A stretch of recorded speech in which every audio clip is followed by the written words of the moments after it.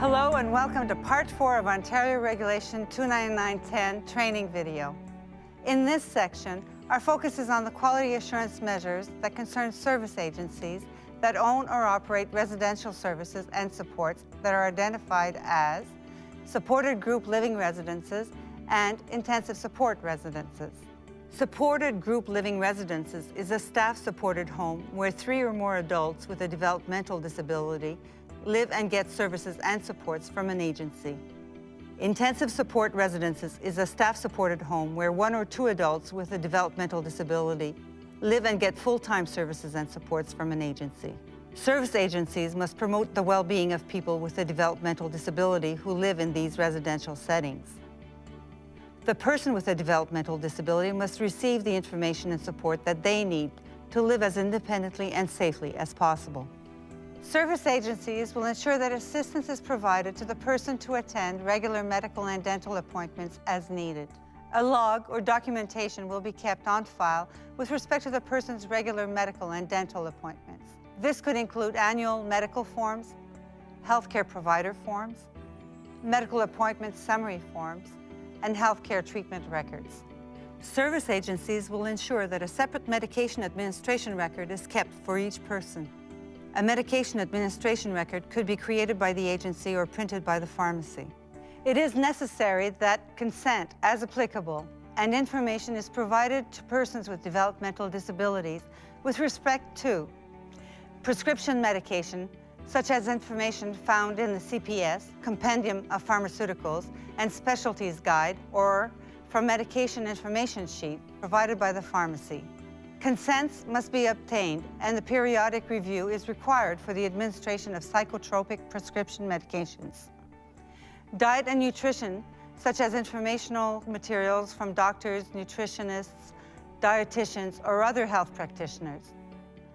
Personal hygiene, personal fitness, and sexual health, such as informational materials from doctors, nurses, pharmacists, or other health professionals from public health units, libraries or bookstores that have been shared with the person.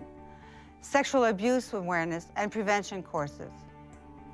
Behavior that may pose a threat to the person's health, safety, or well-being, such as informational materials from health professionals or from public health units that have been shared with the person. This may include information on topics such as smoking, alcohol consumption, and/or drug abuse, gambling, addictions, and community support resources. Self-esteem and well-being information or education that promotes self-esteem and/or personal well-being. This may include participation in self-advocacy groups, places of worship, a religious or a spiritual organization, a social group, parks and local events, and/or fitness or special interest classes that might be appropriate for the person and his or her interests.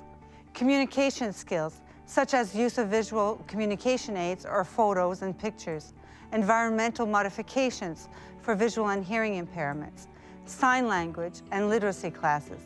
Developing relationships, such as local information through pamphlets or internet websites about clubs, activities, social events, volunteering opportunities, self-advocacy groups, and mentoring programs.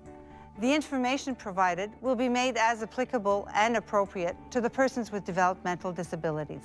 Service agencies will have policies and procedures on food and nutrition that are consistent with Canada's Food Guide and also recognize the diversity, culture, and choices of the person with developmental disabilities receiving supports. It is necessary to have policies and procedures regarding the inventory, care, and maintenance of the personal property owned by each person with a developmental disability. Compliance with the regulation could include inventory lists, photographs of personal items maintained in person's binder or file. Service agencies will have policies and procedures regarding pets and service animals in the residence. Service agencies could keep copies of immunization records of pets and service animals. It is necessary to have policies and procedures regarding scalding prevention. The service agency will have a method of temperature control, monitoring, and documentation to ensure that in each residence, the water from a faucet is not hotter than 49 degrees Celsius. This could be a water tempering device installed on the hot water heater. Service agencies could incorporate the monitoring and documentation of temperature control in shift and duty checklists. Service agencies will have policies and procedures regarding supervision during bathing and showering to ensure the safety of the person, as appropriate to the needs of the person with a developmental disability. The individual support plan should identify the level of support they require. A notation could be kept in the individual documentation that indicates the support is provided. To ensure that the residence is a safe place to live and has the comforts of home, service agencies will ensure that all areas of the residences are kept safe and clean. A form has been included on the web portal in order for you to assess the safe and clean conditions in each residence. Service agencies will ensure that the residence has a recreation area or common area. These areas, both inside and outside the residence, will also be kept clean and safely maintained. Service agencies will ensure all exits in the residence are kept clear at all times. Compliance will be indicated through documentation on forms such as daily or weekly health and safety checklists, workplace inspection checklists. Service agencies will ensure that appliances and furnishings in the residence are clean and are in good condition and working order. Service agencies will ensure that hazardous household products are stored and used safely. Service agencies will ensure that the temperature in the residence is not lower than 20 degrees Celsius throughout October 1st to May 31st each year. To ensure the personal dignity of the person receiving supports and services is respected, service agencies will ensure that sleeping accommodations for each person will have a bed of appropriate size, a suitable mattress, bedding appropriate to weather, appropriate individual furniture and clothing storage in the bedroom where possible, sufficient space to keep their personal possessions and to pursue hobbies and interests without unwanted or unwarranted intrusion from others, an exterior window and window coverings.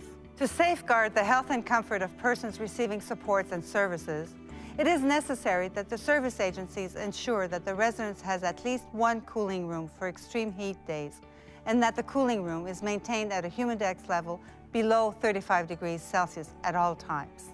This concludes training on Part 4, Quality Assurance Measures for Service Agencies that own or operate supported group living residences and intensive support residences.